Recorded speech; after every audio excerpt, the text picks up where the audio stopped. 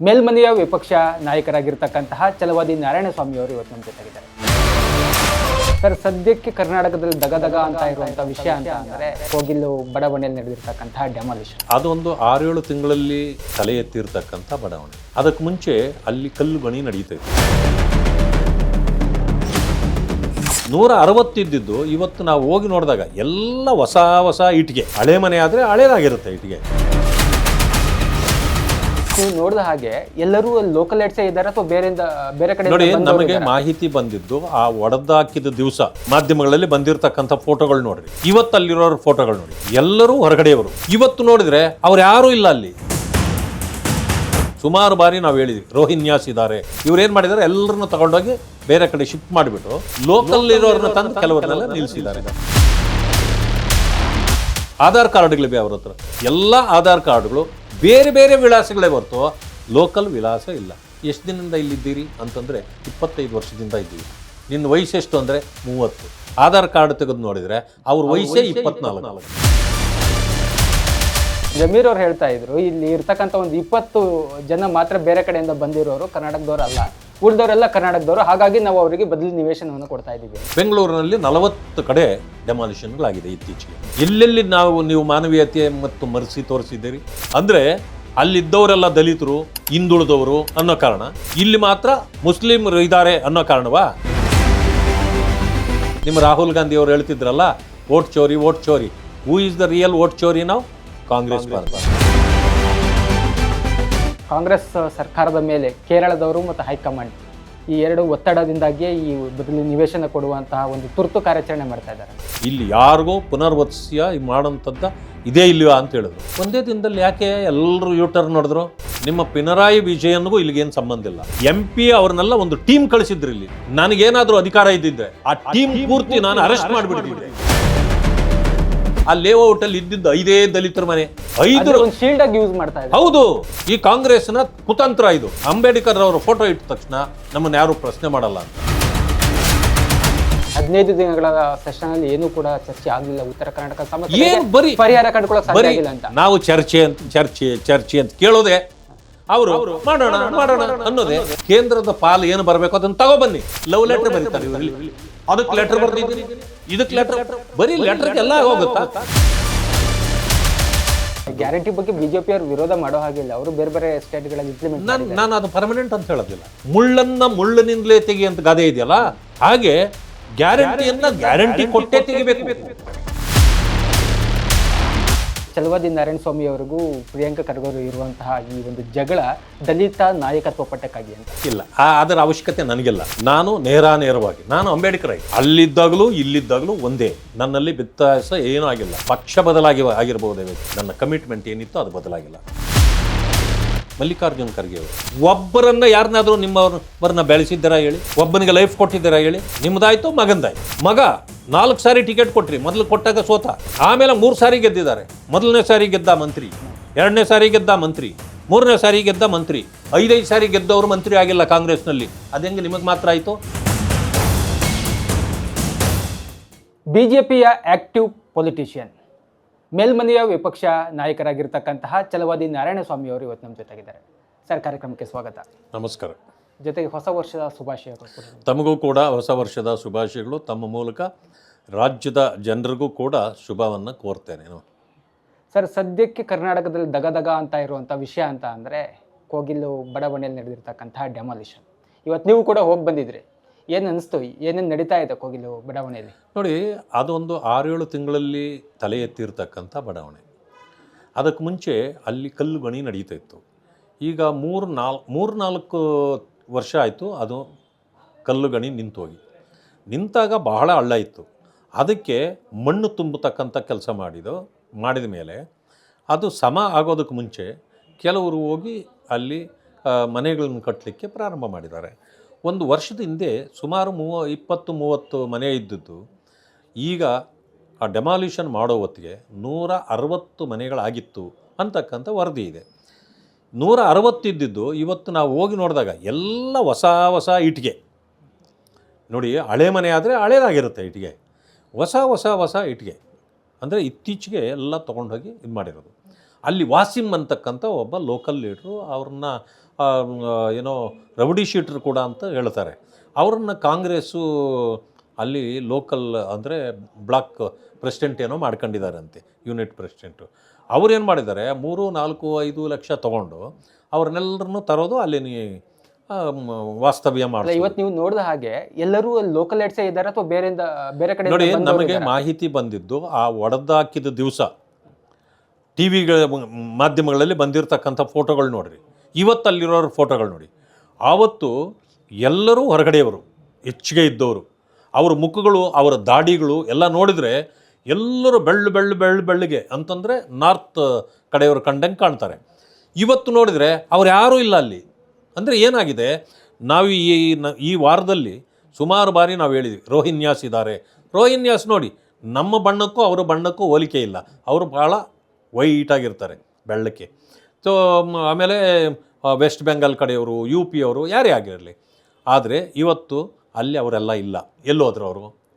ಇವ್ರೇನು ಮಾಡಿದ್ದಾರೆ, ಎಲ್ಲರನ್ನೂ ತಗೊಂಡೋಗಿ ಬೇರೆ ಕಡೆ ಶಿಫ್ಟ್ ಮಾಡಿಬಿಟ್ಟು ಲೋಕಲ್ ಇರೋರನ್ನ ತಂದು ಕೆಲವ್ರನ್ನೆಲ್ಲ ನಿಲ್ಲಿಸಿದ್ದಾರೆ. ಅವರು ಮಾತಾಡ್ತಿದ್ರೆ ಅರೆ ಬರೇ ಕನ್ನಡ ಮಾತಾಡ್ತಾರೆ ಅವರು. ಅವ್ರಿಗೆ ಪೂರ್ತಿ ಕನ್ನಡನೂ ಬರಲ್ಲ.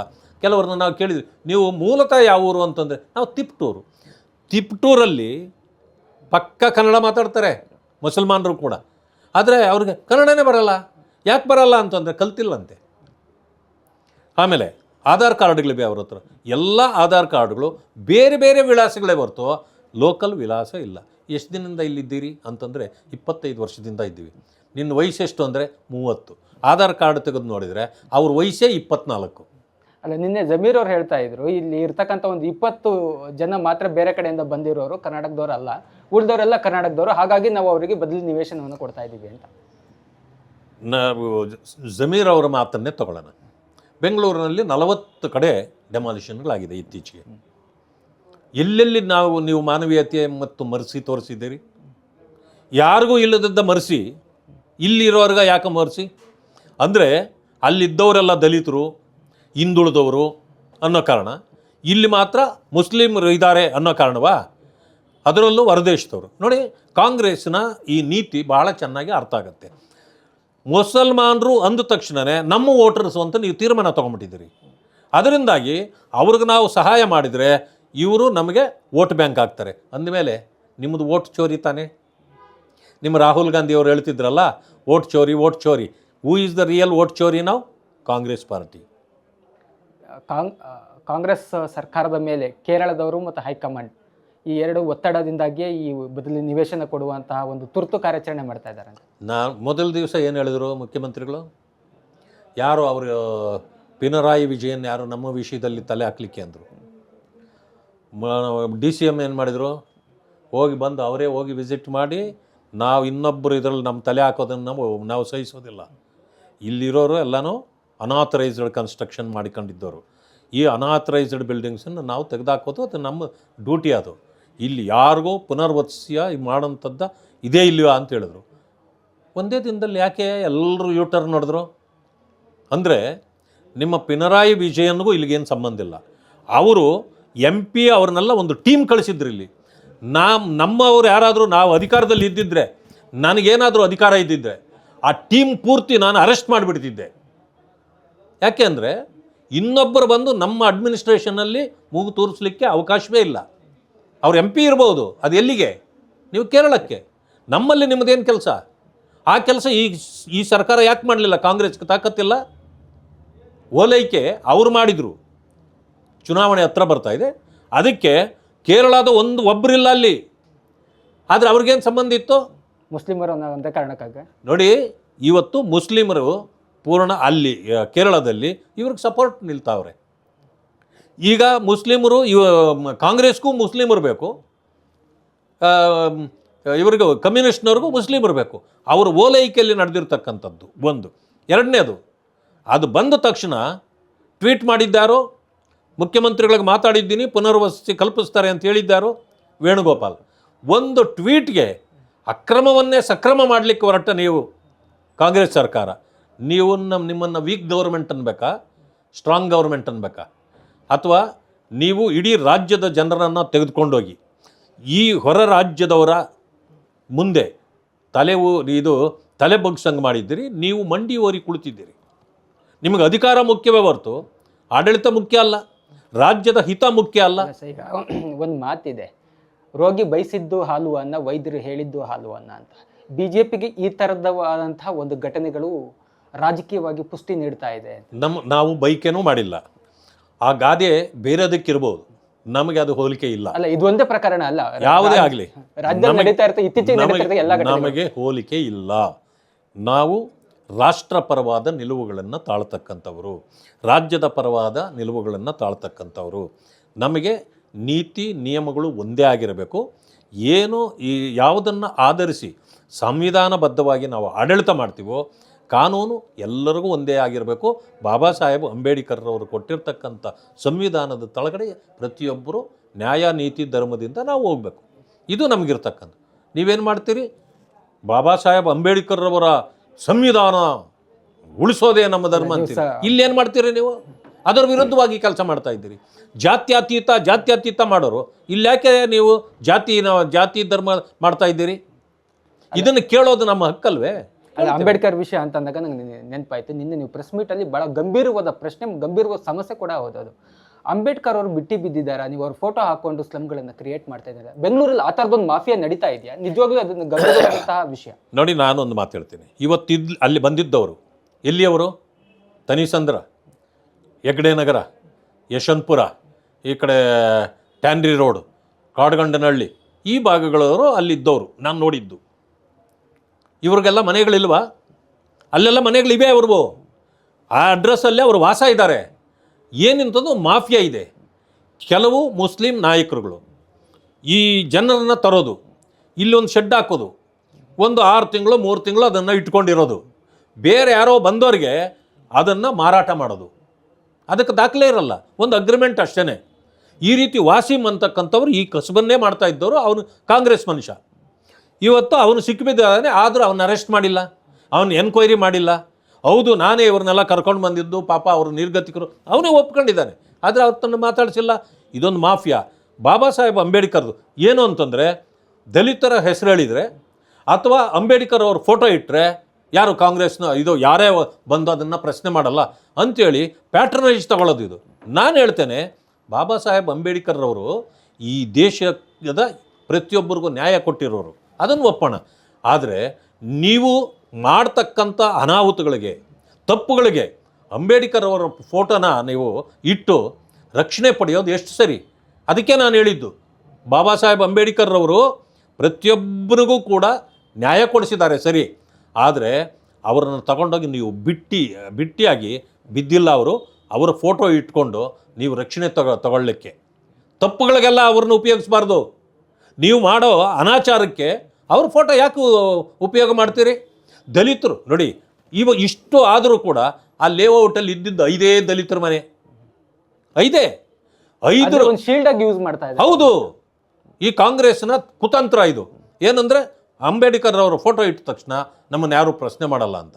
ಆದರೆ ನಾನು ಹೇಳ್ತೀನಿ, ಇವತ್ತು ಇಡೀ ರಾಜ್ಯದಲ್ಲಿ 38 ಲಕ್ಷ ಜನ ಅರ್ಜಿ ಹಾಕಿ ಕಾಯ್ತಾ ಇದ್ದಾರೆ ಮನೆಗಳಿಗೆ. ಅವ್ರಿಗೆಲ್ಲ ಕೊಡೋದಿಲ್ಲ. ನೀವಿಲ್ಲಿ ಅವರು ಎಲ್ಲಿಂದ ಬಂದರೋ, ಅವ್ರ ಮೂಲ ಏನೋ ಗೊತ್ತಿಲ್ಲ. ನೀವು ಮುಸಲ್ಮಾನರು ಅಂದ ತಕ್ಷಣ ನೀವು ಅವ್ರ ಮನೆಗಳನ್ನ, ಈಗ ಒಂದು ತಪ್ಪನ್ನಾದರೂ ಒಪ್ಕೊಳ್ಬೇಕಲ್ಲ ಸರ್ಕಾರ.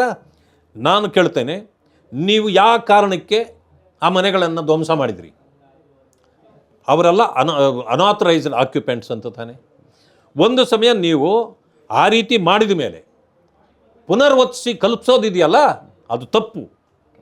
ಒಂದು ಸಮಯ ಪುನರ್ವತಿಸಿ ಕಲ್ಪಿಸೋದು ಸರಿ ಇದೆ ಅನ್ನೋದಾದರೆ ಡೆಮಾಲಿಷನ್ ಮಾಡಿದ್ದು ತಪ್ಪು ಅಲ್ವಾ?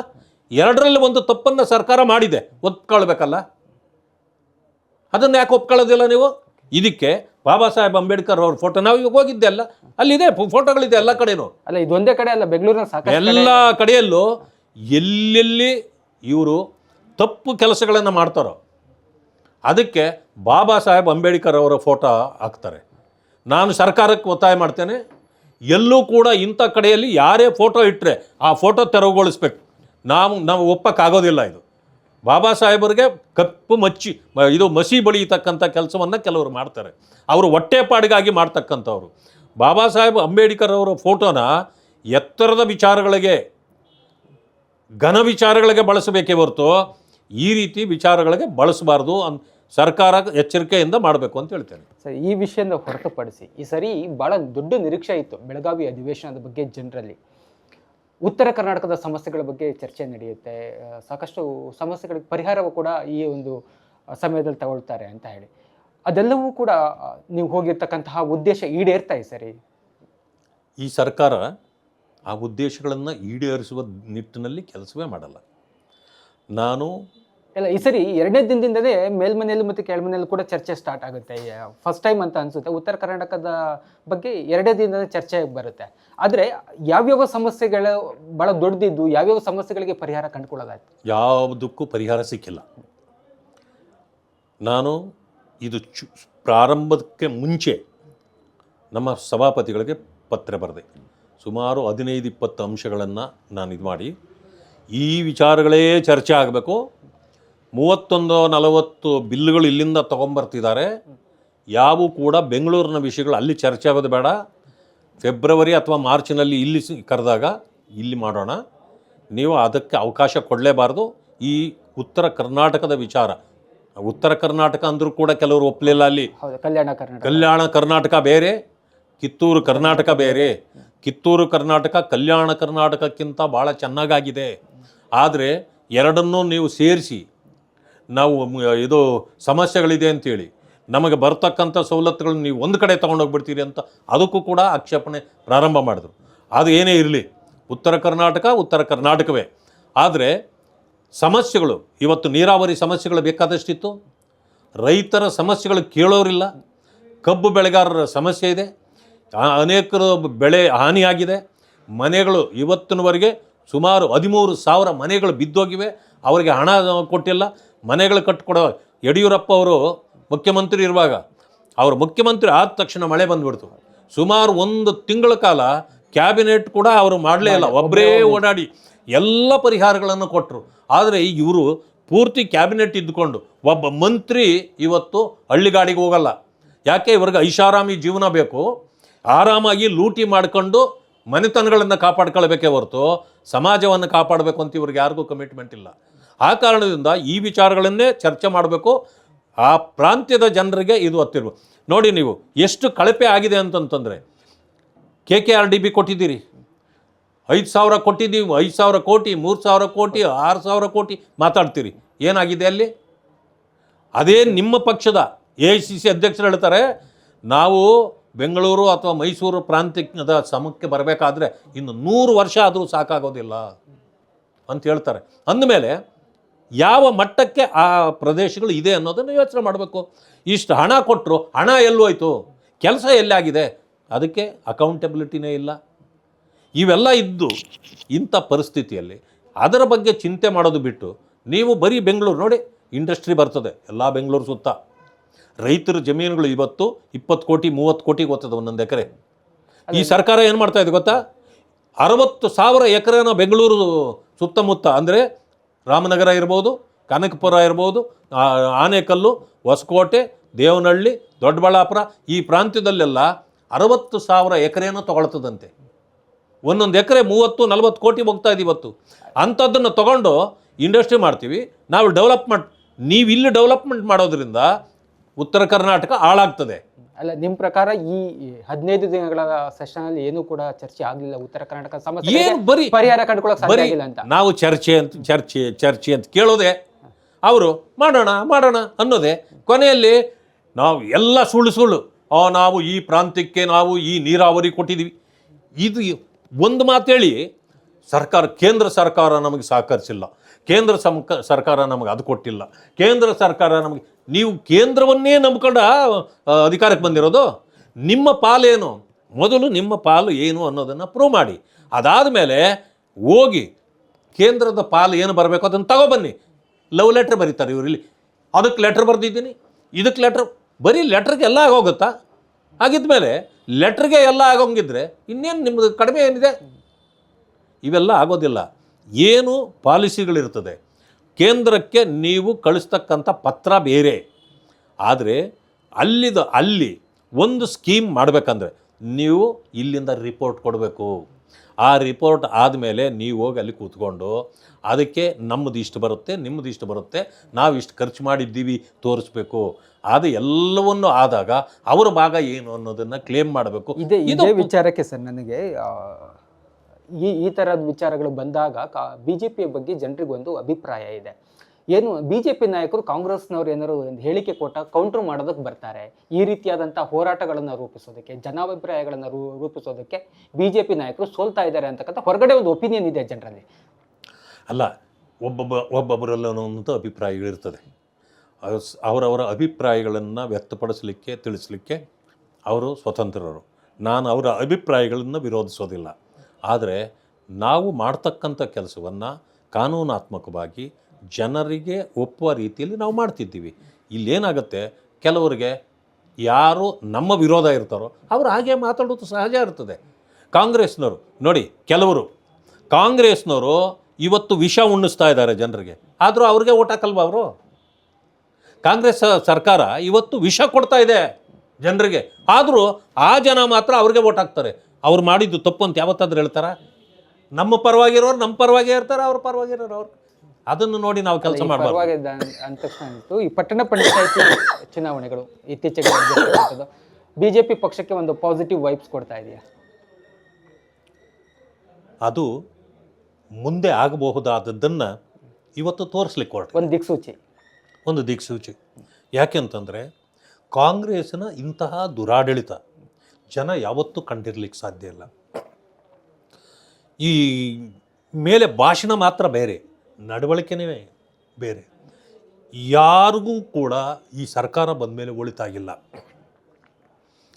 ಈ ಗ್ಯಾರಂಟಿಗಳಿದೆಯಲ್ಲ, ತಾತ್ಕಾಲಿಕ ಶಮನ. ಅದು ಗ್ಯಾರಂಟಿಗಳಿಂದ ಬದುಕು ಕಟ್ಕೊಳ್ಳಲಿಕ್ಕೆ ಯಾರಿಗೂ ಸಾಧ್ಯ ಇಲ್ಲ. ಒಂದು ಸಮಯ ನೀವು ಗ್ಯಾರಂಟಿನೇ ಬದುಕು ಅನ್ನೋದಾದರೆ, ಪರ್ಮನೆಂಟಾಗಿ ಬರೋ ಸರ್ಕಾರಗಳು ಎಲ್ಲವೂ ಕೂಡ ಬರೀ ಜನರಿಗೆ ಗ್ಯಾರಂಟಿ ಕೊಟ್ಕೊಂಡೇ ಇರಬೇಕಾಗ್ತದೆ. ಅಭಿವೃದ್ಧಿ ಮಾಡಲಿಕ್ಕೆ ಸಾಧ್ಯನೇ ಇಲ್ಲ. ಜನರಿಗೆ ಬೇಕಾದ ಗ್ಯಾರಂಟಿ ಬಗ್ಗೆ ಬಿಜೆಪಿ ಅವರು ವಿರೋಧ ಮಾಡೋ ಹಾಗಿಲ್ಲ. ಅವರು ಬೇರೆ ಬೇರೆ ಸ್ಟೇಟ್ಗಳಲ್ಲಿ ಇಂಪ್ಲಿಮೆಂಟ್ ನಾನು ಅದು ಪರ್ಮನೆಂಟ್ ಅಂತ ಹೇಳೋದಿಲ್ಲ, ಅದು ತಾತ್ಕಾಲಿಕ. ಈಗೇನಾಗುತ್ತೆ, ನೀವು ಕೆಲವರೆಲ್ಲ ಕೇಳ್ತಾರೆ, ಬಿ ಜೆ ಪಿಯವರು ಗ್ಯಾರಂಟಿ ಕೊಟ್ಟಿಲ್ವಾ? ಕೊಟ್ಟಿದ್ದಾರೆ. ನಾನು ಹೇಳ್ತೀನಿ, ಯಾರು ಮೊದಲು ಕೊಟ್ಟಿದ್ದು? ಕಾಂಗ್ರೆಸ್ ಕೊಟ್ಟಿದ್ದಕ್ಕೆ ಅನಿವಾರ್ಯವಾಗಿ ಬೇರೆಯವರು ಕೊಡಬೇಕಾಗತ್ತೆ. ಯಾಕೆ ಅಂದರೆ ಎಲ್ಲರೂ ತಿಳುವಳಿಕಸ್ಥರಿಲ್ಲ, ಎಲ್ಲರೂ ಶ್ರೀಮಂತರಿಲ್ಲ, ಬಡವರು ಇದ್ದಾರೆ. ಆ ಕೆಲವು ಬಡವರಿಗೆ ಅದರ ಅವಶ್ಯಕತೆಯೂ ಇದೆ. ನಾನು ಅದನ್ನು ತಳ್ಳಿ ಹಾಕೋದಿಲ್ಲ.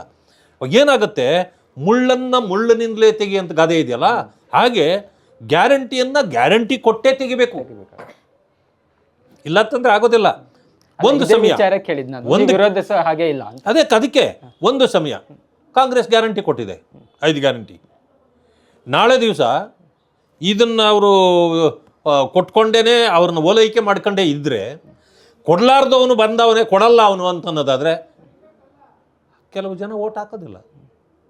ಆದರೆ ನೀವು ಅಧಿಕಾರಕ್ಕೆ ಬರಬೇಕು, ನಿಮ್ಮತನ ನೀವು ಪ್ರದರ್ಶನ ಮಾಡಬೇಕಂತಂದರೆ ಮೊದಲು ಈ ಗ್ಯಾರಂಟಿಗಳಿಂದ ಸೋಲಿಸಬೇಕು. ಅದಾದ ಮೇಲೆ ನೀವೇನು ಮಾಡಬೇಕು ಜನರಿಗೆ ಒಳ್ಳೆಯದು ಅದನ್ನು ಮಾಡಿ, ಅಭಿವೃದ್ಧಿ ಏನು ಮಾಡಬೇಕು ಅದನ್ನು ಮಾಡಿ. ಇಲ್ಲ ನಾವು ಗ್ಯಾರಂಟಿ ಕೊಡೋದೇ ಇಲ್ಲ, ವಿರೋಧನೆ ಮಾಡಿದರೆ ಯಾರು ಗ್ಯಾರಂಟಿಯ ಫಲಾನುಭವಿಗಳು ಅದರಿಂದ ಉಪಯೋಗ ಪಡೀತದೆ ಅವರಂತೂ ನಿಮ್ಮ ಬೆಂಬಲಿಸಲಿಕ್ಕೆ ಸಾಧ್ಯ ಇಲ್ಲ.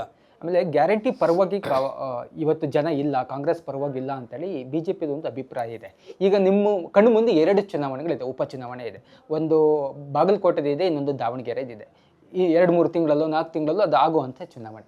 ಗ್ಯಾರಂಟಿ ಕರ್ನಾಟಕದಲ್ಲಿ ಸಕ್ಸಸ್ ಆಗಿಲ್ಲ ಅಂತ ಹೇಳಿ ಜನರಿಗೆ ಒಂದು ಮೆಸೇಜ್ ಕೊಡೋದಕ್ಕೆ 2 ಉಪಚುನಾವಣೆಗಳು ನಿಮ್ಮ ಕಣ್ಣು ಮುಂದೆ ಇದೆ. ಅದನ್ನ ಯಾವ ರೀತಿಯಾಗಿ ಯೂಸ್ ಮಾಡ್ಕೊತೀರಿ? ನೋಡಿ, ಈ ವಿಚಾರಗಳ ಮೇಲೆ ಬೈ ಎಲೆಕ್ಷನ್ಗಳ ರಿಸಲ್ಟ್ ಬರಲ್ಲ. ಜನ ಯೋಚನೆ ಮಾಡ್ತಾರೆ. ನಾವು ಕೂಡ ಅದನ್ನು ಅನುಭವಿಸಿದ್ದೇವೆ, ಕಾಂಗ್ರೆಸ್ಸು ಅನುಭವಿಸಿದೆ. ಈಗ ಹಿಂದೆ 2 ವರ್ಷದ ಹಿಂದೆ 3 ಕಡೆ ಉಪಚುನಾವಣೆಗಳದು. 3 ಅಧಿಕಾರ ಬಂದವರೇ ಗೆದ್ದರು, ಹೌದಾ? ಈಗ 2 ಆಗ್ತವೆ. ಅವ್ರು ಗೆಲ್ತಾರೆ ಅಂತ ನಾನು ಹೇಳೋದಿಲ್ಲ. ಇವತ್ತು ವ್ಯತ್ಯಾಸಗಳು ಭಾಳ ಆಗಿದೆ.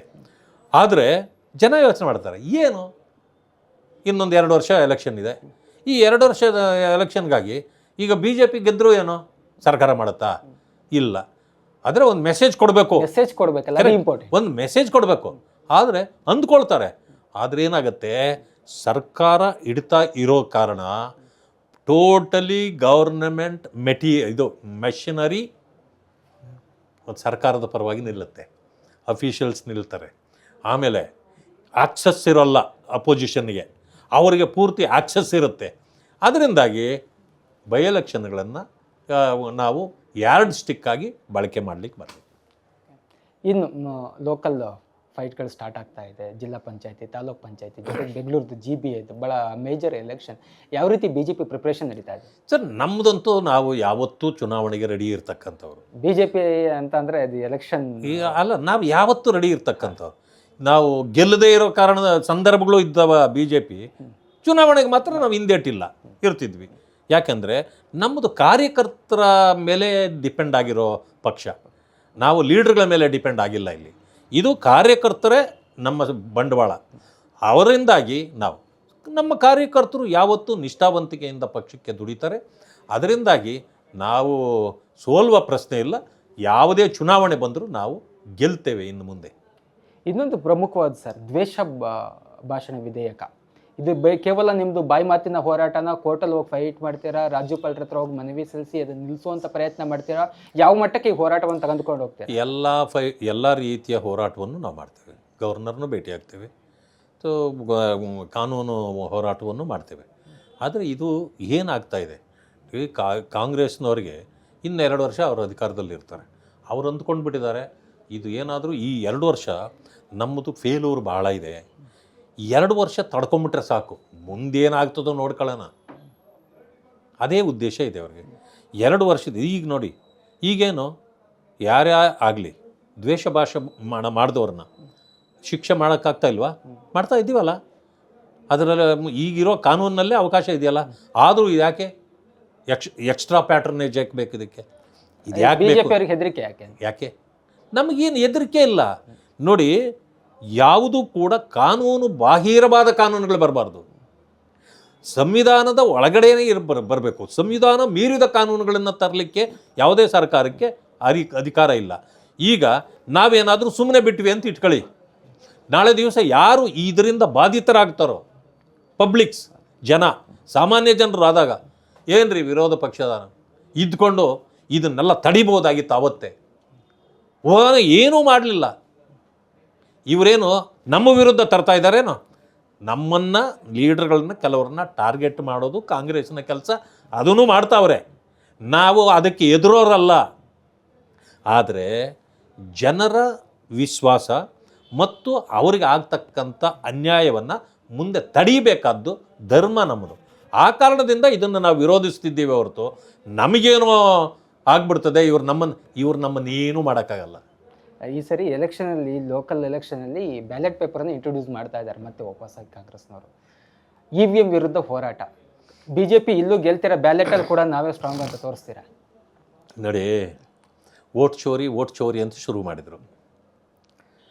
ನೆಹರೂರವರು ಓಟ್ ಚೋರಿ, ಇಂದಿರಾ ಗಾಂಧಿನೂ ಓಟ್ ಚೋರಿ, ರಾಜೀವ್ ಗಾಂಧಿನೂ ಓಟ್ ಚೋರಿ, ಈಗ ರಾಹುಲ್ ಕಾಲಕ್ಕೂ ಓಟ್ ಚೋರಿನೇ ಅವ್ರದ್ದು ನಡೀತಾ ಇದ್ದಿದ್ದು. EVM ಬಂದ ಮೇಲೆ ಅವ್ರ ಬಂಡವಾಳ ಬಯಲಿಗೆ ಬಿದ್ದೋಯ್ತು. ಮೊದಲೇನು ಮಾಡ್ತಿತ್ತು, ಡಾಕ್ಟರ್ ಪರಮೇಶ್ವರ್ ಅವರು ಇತ್ತೀಚೆಗೆ ಒಂದು ವಿಡಿಯೋ ಭಾಳ ಓಡಾಡ್ತಾ ಇದೆ. ಅದು ಏನು ಹೇಳಿದರು, ಯಾರೋ ಒಬ್ಬ ಬರ್ತಿದ್ದ, ಆ ಬೂತ್ ಒಳಗಡೆಗೆ ನುಗ್ಗುತ್ತಿದ್ದ, ಎಲ್ಲ ಒತ್ತಿ ಹಾಕ್ಕೊಂಡು ಹೋಗ್ತಿದ್ದ. ಇದು ವಿರೋಧ ಪಕ್ಷ ಮಾಡ್ತಿರಲಿಲ್ಲ, ಕಾಂಗ್ರೆಸ್ ಪಕ್ಷನೇ ಮಾಡ್ತಿದ್ದಿದ್ದು. ನಾವು ಓಟೇ ಹಾಕ್ತಿರ್ಲಿಲ್ಲ, ಎಲ್ಲ ಅವರೇ ಹಾಕೋರು ಅಂಥೇಳಿದ್ದು ಸತ್ಯ ಇದೆಯಲ್ಲ. ಇದೇ ಕಾಂಗ್ರೆಸ್ಸು ಅವತ್ತಿಂದ ಮಾಡ್ಕೊಂಡು ಬಂದಿದ್ದು. ಪ್ರಥಮ ನಿದರ್ಶನ 1952ರಲ್ಲಿ ಪ್ರಥಮ ಚುನಾವಣೆ ಈ ದೇಶಕ್ಕಾಗತ್ತೆ. ಆದಾಗ ಬಾಬಾ ಸಾಹೇಬ್ ಅಂಬೇಡ್ಕರ್ ಅವರು ಚುನಾವಣೆಯಲ್ಲಿ ನಿಲ್ತಾರೆ. ಅವರೇ ಹೇಳ್ಬಿಟ್ರು ಅವತ್ತೇ, 14,000 ಮತಗಳಿಂದ ನಾನು ಸೋತಿದ್ದೀನಿ. ಕುಲಗೆಟ್ಟ ಮತಗಳು 74,000. ಯಾಕೆ ಅಂದರೆ ನಾನು ಗೆಲ್ತೀನಿ ಅನ್ನೋ ಕಾರಣಕ್ಕೆ ಕುಲಗೆಟ್ಟ ಮತ ಅಂತ ಅದನ್ನು ರೀಕೌಂಟ್ ಮಾಡು ಅಂದರೂ ಮಾಡಲಿಲ್ಲ. ನೆಹರೂರವರು ಅವರನ್ನು ಟಾರ್ಗೆಟ್ ಮಾಡಿ ಸೋಲಿಸಿದರು. That is called vote chori. ಆವತ್ತಿಂದ ಕಾಂಗ್ರೆಸ್ಸು ವೋಟ್ ಚೋರಿಯಲ್ಲೇ ಇದೆ. ಈಗೇನಾಗಿದೆ, ಕಳ್ಳರೇ ಬೇರೆಯವ್ರನ್ನ ಒಳ್ಳೆಯವ್ರನ್ನ ಕಳ್ಳರು ಅನ್ನೋ ಕಾಲ ಬಂದಿದೆ. ಇದು ಕಾಂಗ್ರೆಸ್ ಮಾಡ್ತಾ ಇರೋ ಕೆಲಸ. ನಾನು ಇವತ್ತು ಹೇಳ್ತೇನೆ, ನೀವು ಹೊರದೇಶದಿಂದ ಬಂದವ್ರನ್ನ ಇಟ್ಕೊಂಡು ನೀವು ಓಟ್ ಹಾಕ್ಸ್ಕೊಂಡು ನೀವು ಮಹಾರಾಜರು ಕೆಲಸ ಮಾಡ್ತಿದ್ರಿ. SIR ಬಂದಿದೆಯಲ್ಲ ಈಗ ಯಾಕೆ ಸಾಲುಗಟ್ಟಿ ಹೋಗ್ತಾ ಇದ್ದಾರಲ್ಲ? ಯಾರಾದರೂ ವೋಟ್ರದಾರರು ಇಲ್ಲಿ ಇದ್ದರೆ ನೀವು ವೋಟ್ ಇದ್ದು ಅದನ್ನು ಪ್ರೂವ್ ಮಾಡೋಕ್ಕೆ ನಿಮ್ಗೆ ಆಗಿಲ್ಲ ಅಂದರೆ ನಿಮ್ಮನ್ನು ಜೈಲಿಗೆ ಹಾಕ್ತೀವಿ ಅಂದ ತಕ್ಷಣ ಯಾಕೆ ಎಲ್ಲ ಖಾಲಿ ಮಾಡಿ ಹೋಗ್ತಾ ಇದ್ದಾರೆ? ನೀವು ಫಾರಿನರ್ಗಳನ್ನ ಕರ್ಕೊಂಡು ಬಂದರೂ ಕೂಡ ಕಾಂಗ್ರೆಸ್ಸು ತಲೆ ಎತ್ತೋ ಪರಿಸ್ಥಿತಿಯಲ್ಲಿ ಇವತ್ತಿಲ್ಲ. ನಮ್ಗೆ ಯಾವ ಫಾರಿನರ್ಸು ಬೇಕಾಗಿಲ್ಲ.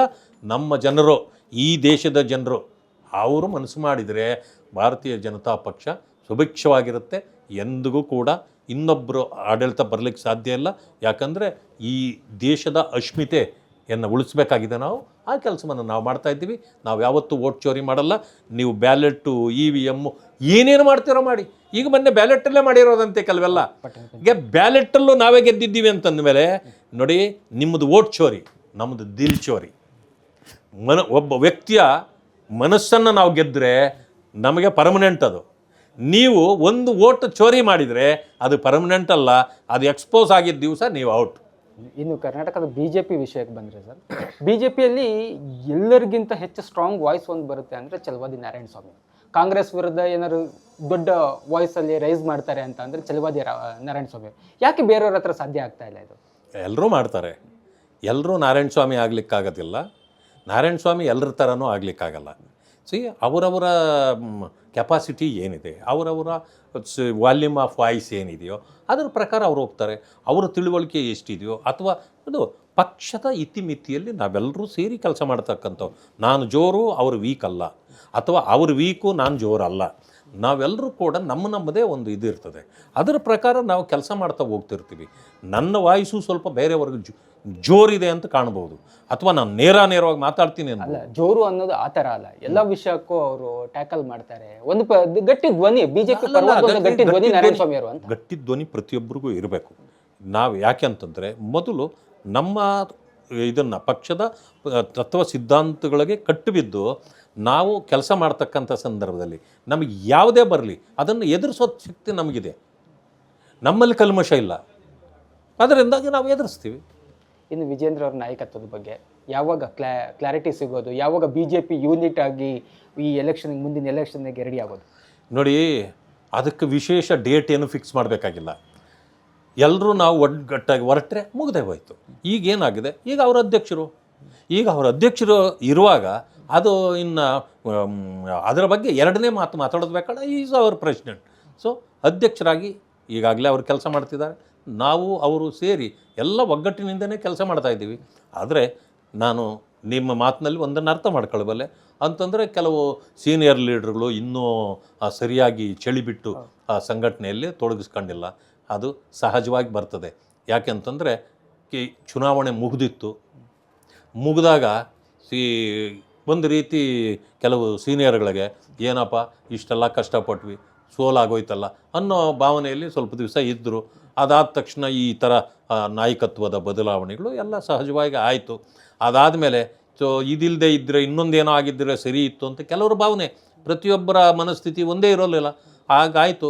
ಒಂದು 4-5 ಮುಖಂಡರುಗಳು ಆ ರೀತಿ ವ್ಯಕ್ತಪಡಿಸಿದ್ದು, ಅದನ್ನೆಲ್ಲ ನೀವು ಕೂಡ ಬಿತ್ತರಿಸಿದ್ದೀರಿ, ಅದರಲ್ಲಿ ಪ್ರಶ್ನೆ ಇಲ್ಲ. ಆದರೆ ಈಗ ವಿಜೇಂದ್ರ ಅವರು ನಮ್ಮ ನಾಯಕರಿದ್ದಾರೆ. ಆ ನಾಯಕತ್ವದಲ್ಲಿ ನಾವೆಲ್ಲರೂ ಹೋಗ್ತಾಯಿದ್ದೀವಿ.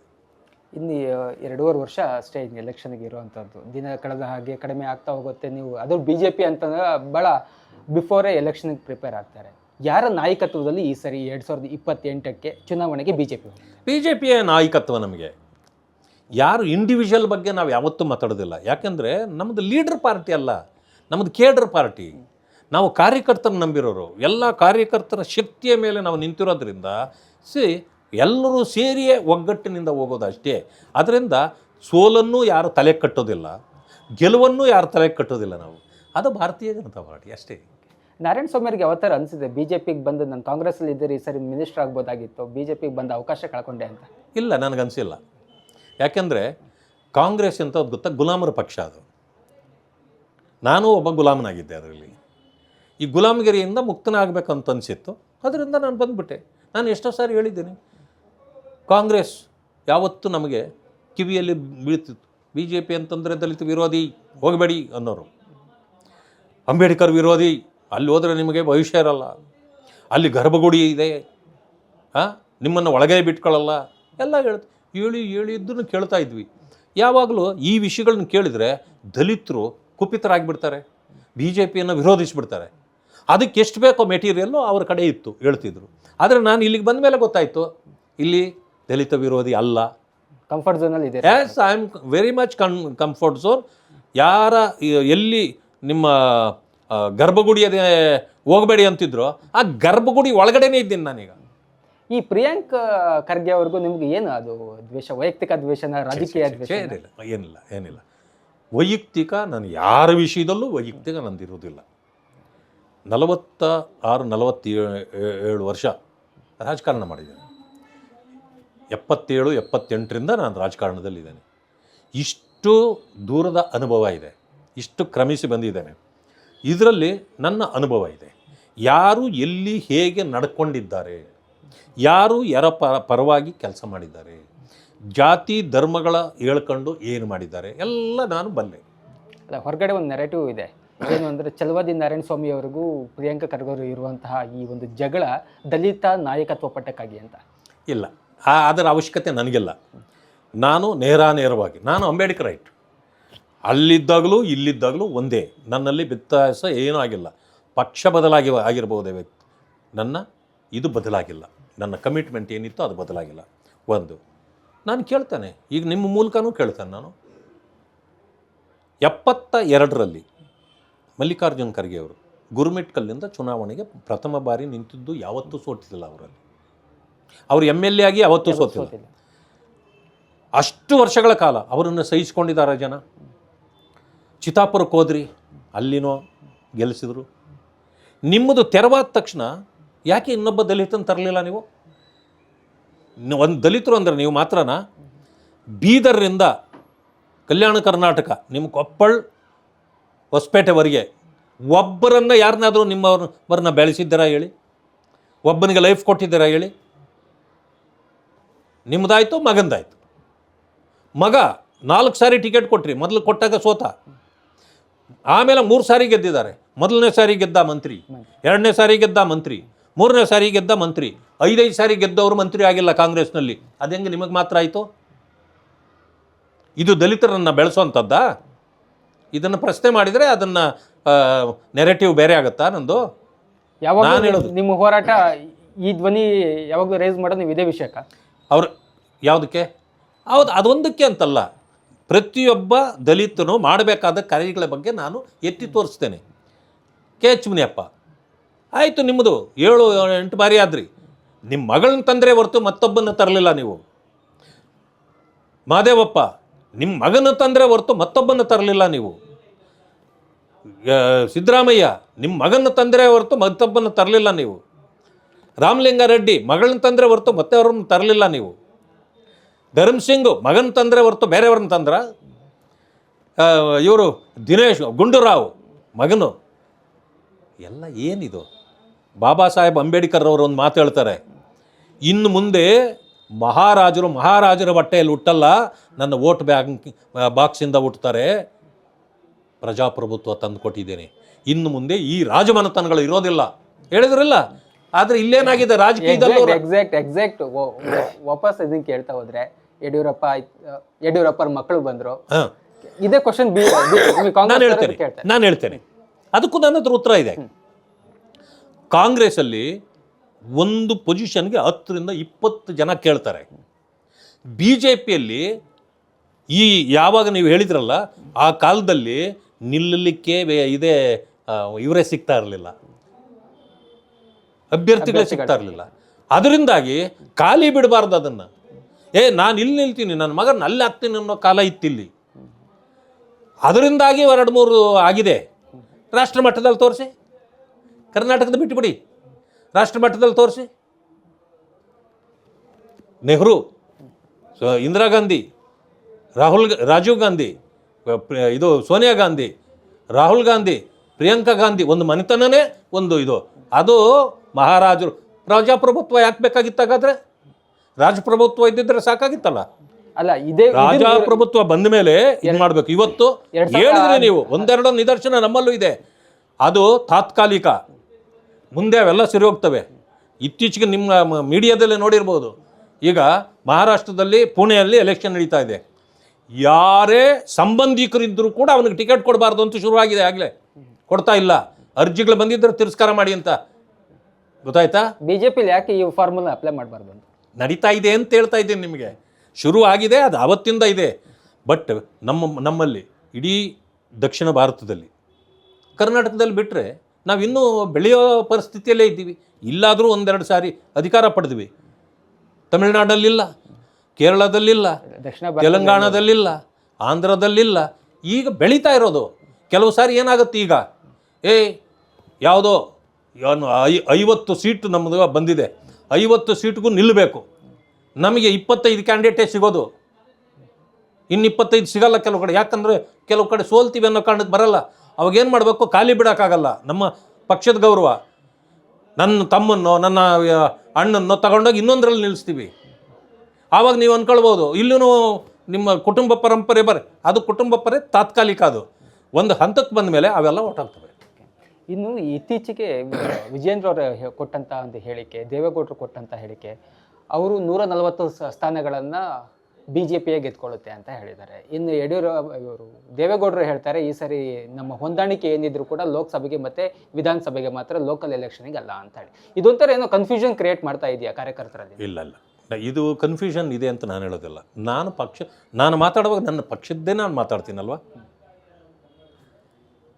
ಅಧ್ಯಕ್ಷರಾಗಿ ವಿಜೇಂದ್ರ ಅವ್ರಿಗೆ ಮಾತಾಡಲಿಕ್ಕೆ ಆ ಅಧಿಕಾರ ಇಲ್ವಾ? ನನ್ನ ಪಕ್ಷ 150 ಸೀಟ್ ಗೆಲ್ತದೆ ಅನ್ನೋಕ್ಕೆ ಅವ್ರಿಗೆ ಅಧಿಕಾರ ಇಲ್ವಾ? ಅಲ್ಲ, ನೀವು 124 ಕ್ಷೇತ್ರದ ಸ್ಪರ್ಧೆನೇ ಮಾಡಲ್ವಲ್ಲ? ಅಲ್ಲ, 224 ಕ್ಷೇತ್ರದಲ್ಲಿ ಸ್ಪರ್ಧೆನೇ ಮಾಡಲ್ವಲ್ಲ? ಯಾಕೆ ಮಾಡಲ್ಲ? ನಾವು ಮಾಡ್ತೀವಿ. ಅಲ್ಲ, ಮೈತ್ರಿ ಇತ್ತು ಅಂದ್ರೆ ನೀವು ಅಲ್ಲ, ಮೈತ್ರಿ ಇದ್ದಾಗ ಮೈತ್ರಿ ತೀರ್ಮಾನ ಆಗೋದು ನಮ್ಮಿಂದ ಅಲ್ಲ, ನಮ್ಮ ಹೈಕಮಾಂಡಿಂದ. ಹೈಕಮಾಂಡ್ ಏನು ತೀರ್ಮಾನ ಮಾಡ್ತದೋ ಅದು ಆಮೇಲಿನ ಮಾತು. ಅಲ್ಲಿವರೆಗೆ ನನ್ನ ಅಧ್ಯಕ್ಷರು ನನ್ನ ಪಕ್ಷದ ಬಗ್ಗೆ ಮಾತಾಡಿದರೆ ತಪ್ಪಿಲ್ಲ. ಅದನ್ನು ತಪ್ಪಾಗಿ ಬೇರೆಯವರು ಕೂಡ ಅರ್ಥೈಸಬಾರ್ದು. ಮೊನ್ನೆ ದೇವೇಗೌಡರು ಅವರು ಹಿರಿಯರಿದ್ದಾರೆ, ಅವರು ಯಾವ ಉದ್ದೇಶದಲ್ಲಿ ಆ ಮಾತು ಹೇಳಿದಾರೋ ನನಗೆ ಗೊತ್ತಿಲ್ಲ. ಆದರೆ ನಾನು ಹೇಳೋದು, ಅವರು ಮಾತಾಡುವಾಗ ನನ್ನ ಪಕ್ಷ ಅಂತಲೇ ಹೇಳ್ತಾರೆ ಅವರು. ನಾವು ಮಾತಾಡುವಾಗ ನನ್ನ ಪಕ್ಷ ಅಂತ ನಾವು BJPಯನ್ನು ಹೇಳಲೇಬೇಕಲ್ಲ. ಒಂದು ವೇಳೆ ಈ ಲೋಕಲ್ ಎಲೆಕ್ಷನ್ಗೆ, ಜಿಲ್ಲಾ ಪಂಚಾಯತಿ, ತಾಲೂಕ್ ಪಂಚಾಯತಿಗೆ ಹೊಂದಾಣಿಕೆ ಇಲ್ಲದೆ ಹೋದರೆ ಏನಾಗಬಹುದು ಅಂತ? ಏನೂ ಆಗೋದಿಲ್ಲ ನೋಡಿ. ಹೊಂದಾಣಿಕೆ ಮಾಡ್ಕೊಳ್ಳೋದು ಬಿಡೋದು ಎರಡೂ ಪಕ್ಷಗಳ ಮುಖಂಡರ ತೀರ್ಮಾನ ಆಗುತ್ತೆ. ಇದು NDA ಭಾಗವಾಗಿ ಅವರೂ ಇದ್ದಾರೆ ಇವತ್ತು. ನಾವು ಅವರನ್ನು ಹೊರತುಪಡಿಸಿ ಯಾವತ್ತೂ ಮಾತಾಡೋದಿಲ್ಲ. ಅದು ಯಾವಾಗ ಅಂತಂದರೆ ಅಲಿಯನ್ಸ್ ಬಂದಾಗ.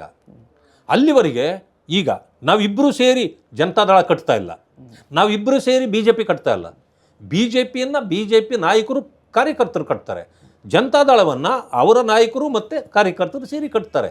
ಎರಡೂ ಆಗಿ ಸುಭದ್ರವಾಗಿದ್ದಾಗ ಹೊಂದಾಣಿಕೆಗಳ ವಿಷಯ ಆವತ್ತು ಬರ್ತದೆ. ಅಲ್ಲಿಯವರೆಗೆ ಅವ್ರ ಕೆಲಸ ಅವ್ರು ಮಾಡ್ತಿರ್ತಾರೆ, ನಮ್ಮ ಕೆಲಸ ನಾವು ಮಾಡ್ತಿರ್ತೀವಿ. ಬಟ್ ಹೇಳಿಕೆಗಳು ಕೊಡುವಾಗ ಮುಂದಿನ ಸಾರಿ 150 ಸೀಟ್ ನಾವು ಭಾರತೀಯ ಜನತಾ ಪಕ್ಷ ಗೆಲ್ತೀವಿ ಅಂತಂದರೆ ಅವರೇನು ಬೇಸರ ಪಟ್ಕೊಳ್ಬೇಕಾಗಿಲ್ಲ. ಅವರು ಅದೇ ಮಾತನ್ನು ಹೇಳಲಿ, ತಪ್ಪೇನಿದೆ. ಆಮೇಲೆ ಆಯಿತು, ನಾವು 150 ಅಂತ ಹೇಳಿದ್ವಿ, ನಾವು 150 ಅಂತಂದರೆ ಇನ್ನೂ ಎಷ್ಟು ಸೀಟ್ ಇದೆ ಬಾಕಿ? ಇನ್ನೂ 74 ಸೀಟ್ ಇದೆಯಲ್ಲ. ಅಂದರೆ ನೀವು ಅಷ್ಟಕ್ಕೆ ಮಾತ್ರ ಅಂತ ಅಲ್ಲಲ್ಲ, ಯಾರ್ಯಾರ ಕೆಪಾಸಿಟಿ ಏನು ಅನ್ನೋದು ಅವ್ರಿಗೂ ಗೊತ್ತಿದೆ, ನಮಗೂ ಗೊತ್ತಿದೆ ಅಲ್ಲ. ಯಾವ ಪ್ರಾಂತ್ಯದಲ್ಲಿ ಯಾರ್ಯಾರು ಇದ್ದೀವಿ ಅಂತ ಅವ್ರಿಗೂ ಗೊತ್ತಿದೆ, ನಮಗೂ ಗೊತ್ತಿದೆಯಲ್ವ.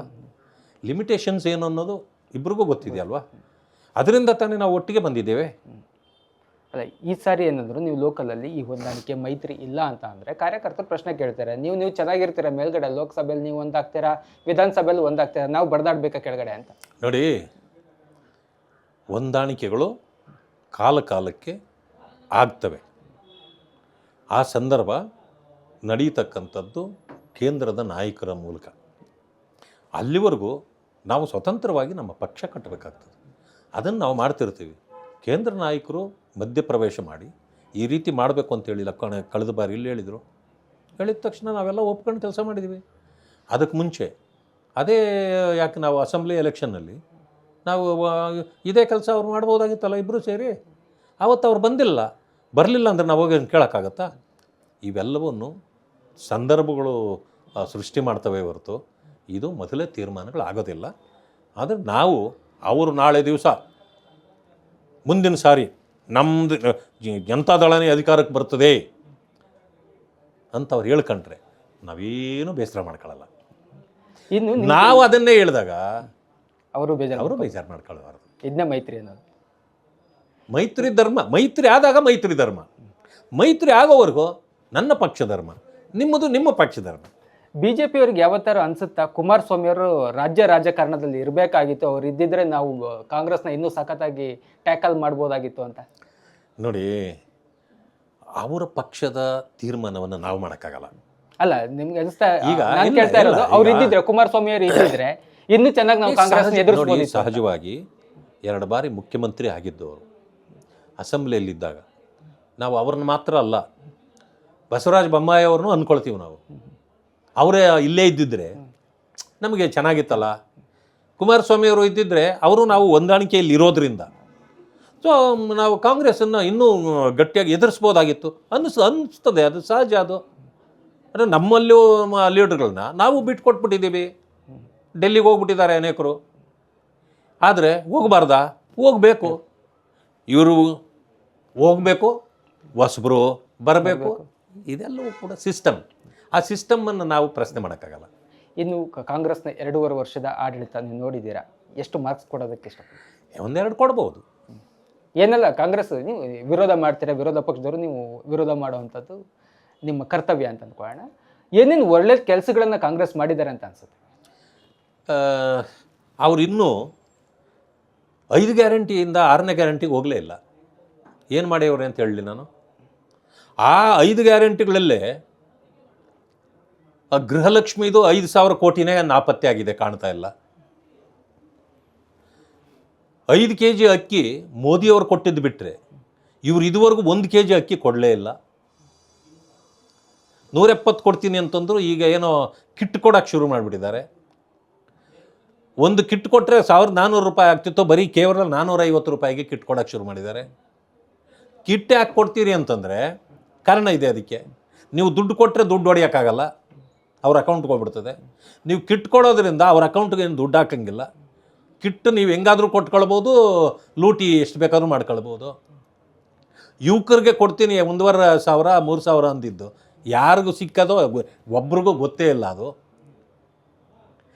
200 ಯೂನಿಟ್ ಫ್ರೀ ಅಂತಂದಿದ್ರಿ. ದಲಿತರಿಗೆ ಗೃಹ ಜ್ಯೋತಿ ಫ್ರೀ ಇತ್ತು, ಕುಟೀರ ಜ್ಯೋತಿ ಫ್ರೀ ಇತ್ತು, ಭಾಗ್ಯ ಜ್ಯೋತಿ ಫ್ರೀ ಇತ್ತು, 3 ಫ್ರೀ ಇತ್ತು. ಇನ್ಯಾರ್ಯಾರಿಗೆ ಫ್ರೀ ಇರಲಿಲ್ವೋ 75 ಯೂನಿಟ್ ಫ್ರೀ ಅಂತೇಳಿ ಬೊಮ್ಮಾಯಿ ಸಾಹೇಬರು ಮಾಡೇ ಬಿಟ್ಟಿದ್ರು. ದಲಿತರಿಗೆ ನೀವು ಕೊಡೋ ಅವಶ್ಯಕತೆಯೇ ಇರಲಿಲ್ಲ, ನಾವು ಕೊಟ್ಟಾಗೋಗಿತ್ತು. ಮತ್ತು ನೀವು ಕೊಟ್ಟಿದ್ದೀವಿ ಅಂತೇಳಿ, ನಿಮಗೂ ಫ್ರೀ ಕೊಟ್ಟಿದ್ದೀವಿ ಅಂತೇಳಿ SCP TSPಯಲ್ಲಿ ಇಡೋ ದುಡ್ಡನ್ನು ಅಷ್ಟನ್ನು ನೀವು ಎತ್ತಿ ಬಳಕೆ ಮಾಡ್ಕೊಳ್ತಾ ಇದ್ದೀವಿ ಅಂದಮೇಲೆ ದಲಿತರಿಗೆ ನೀವು ಫ್ರೀ ಕೊಟ್ಟೇ ಇಲ್ಲ. ಫಸ್ಟ್ ಆಫ್ ಆಲ್ ನೀವು ಗ್ಯಾರಂಟಿ ದಲಿತರಿಗೆ ಕೊಟ್ಟೇ ಇಲ್ಲ. ಯಾಕೆ ಅಂದರೆ ಎಲ್ಲರಿಗೂ ಖಜಾನೆ ದುಡ್ಡು ಕೊಟ್ರಿ, ಎಲ್ಲ ಜಾತಿಗಳು ಜನಾಂಗದವ್ರು ಕೊಟ್ಟಿದ್ದೀರಿ. ದಲಿತರಿಗೆ ಮಾತ್ರ ಈ ಮೀಸಲಿನಲ್ಲಿ ಇಟ್ಟಿರ್ತಕ್ಕಂಥ SCP TSP ಹಣದಲ್ಲಿ ಕೊಡ್ತಾ ಇದ್ದೀರಿ. ನೀವು ಗ್ಯಾರಂಟಿಯನ್ನು ಬೇರೆ ಹಣ ಕೊಟ್ಟು ಇದನ್ನೂ ಕೊಡಬೇಕಾಗಿತ್ತು, ಆವಾಗ ನೀವು ಒಳ್ಳೇದು ಮಾಡಿದಿರಿ ಅಂತ. ಈಗ ನೀವು ದೋಖ ಮಾಡಿದ್ದೀರಿ ದಲಿತರಿಗೆ. ಅದಕ್ಕೆ ನಾನು ಹೇಳಿದೆ, ದಲಿತರಿಗೆ ಈ ಕಾಂಗ್ರೆಸ್ಸು ವಿಷ ಕೊಡಿಸ್ತಾ ಇದೆ, ಮೋಸ ಮಾಡ್ತಾ ಇದೆ, ಅನ್ಯಾಯ ಮಾಡ್ತಾ ಇದೆ. ಆದರೂ ಕೆಲವರು ಪ್ಯಾಕೇಜ್ಗಳು ಮಾಡ್ಕೊಂಡು ಇನ್ನೂ ಅವ್ರಿಗೇನೆ ಸಪೋರ್ಟ್ ಮಾಡಿಸೋ ಕೆಲಸವನ್ನು ದಲಿತರು ಮಾಡ್ತಿದ್ದಾರೆ. ಕೆಲವರು ಅವ್ರು ವಿಷ ಕೊಟ್ಟರು ನಮ್ಗೆ ಕಾಂಗ್ರೆಸ್ಸೇ ಬೇಕು ಅನ್ನೋ ಮಟ್ಟಕ್ಕೆ ಹೋದರೆ ನಿಮಗೆ ಪರ್ಮನೆಂಟಾಗಿ ವಿಷನೇ ಆಗ್ತಾರೆ ಹೊರತು ನಿಮ್ಮನ್ನು ರಕ್ಷಣೆಗೆ ಕಾಂಗ್ರೆಸ್ ಬರಲ್ಲ. ದಲಿತರು ಅರ್ಥ ಮಾಡ್ಕೋಬೇಕು. ಕಾಂಗ್ರೆಸ್ನ 2.5 ವರ್ಷದ ಆಡಳಿತ ನೋಡ್ತಾ ಇದ್ರೆ ಇದೊಂಥರ ಭೂಮಿ ಹದ ಆಗಿದೆ BJP ಅವರು ಈಗ ಬೀಜ ಬಿತ್ತೋದಕ್ಕೆ ಅಂತ ಅನಿಸ್ತಾ ಇದೆ. ನೋಡಿ, ನಾನು ಒಂದು ಮಾತು ಹೇಳ್ತೀನಿ, Congress failure is not BJP success. ನಾನು ಆ ನಂಬಿಕೆ ನನಗೆ ಯಾವತ್ತೂ ಇಲ್ಲ. ಅವ್ರ ಫೇಲ್ಯೂರ್ ಇರ್ಬೋದು, ನನ್ನ ಸಕ್ಸಸ್ಸು ನನ್ನ ಶ್ರಮದಿಂದ ಬರಬೇಕು, ನನ್ನ ಸಕ್ಸಸ್ಸು ನಮ್ಮ ಕಾರ್ಯಕರ್ತರಿಂದ ಬರಬೇಕು, ನನ್ನ ಸಕ್ಸಸ್ಸು ನಮ್ಮ ದುಡಿಮೆಯಿಂದ ಬರಬೇಕು. ನಾವು ಅವ್ರು ಎಷ್ಟೇ ಫೇಲ್ಯೂರ್ ಆಗಲಿ ನಮ್ಮ ಸಕ್ಸಸ್ಸನ್ನು ನಾವು ಕಷ್ಟಪಟ್ಟು ಗಳಿಸಬೇಕು. ಆ ಕೆಲಸವನ್ನು ನಾವು ನಮ್ಮ ಕಾರ್ಯಕರ್ತರು ಮಾಡಿ ಮುಂದೆ ಸರ್ಕಾರ ರಚನೆ ಮಾಡುವವರೆಗೆ ನಾವು ರೀಚ್ ಆಗ್ತೇವೆ. ಇಷ್ಟೊತ್ತು ಚಲುವಾದಿ ನಾರಾಯಣಸ್ವಾಮಿ ಅವರು ನಮ್ಮ ಜೊತೆ ಸಾಕಷ್ಟು ವಿಷಯಗಳನ್ನು, ಅಂದರೆ ರಾಜಕಾರಣದ ಬಗ್ಗೆ, BJP ಒಳಗಿನ ರಾಜಕಾರಣದ ಬಗ್ಗೆ ಮಾತಾಡಿದ್ದಾರೆ. ಸಾಕಷ್ಟು ಸಮಯ ಕೊಟ್ಟು ನಮ್ಮ ಜೊತೆಗೆ ಸಾಕಷ್ಟು ಮುಕ್ತವಾಗಿ ಅಭಿಪ್ರಾಯಗಳನ್ನು ಹಂಚ್ಕೊಂಡಿದ್ದಾರೆ. ಸರ್, ಧನ್ಯವಾದಗಳು. ಧನ್ಯವಾದ.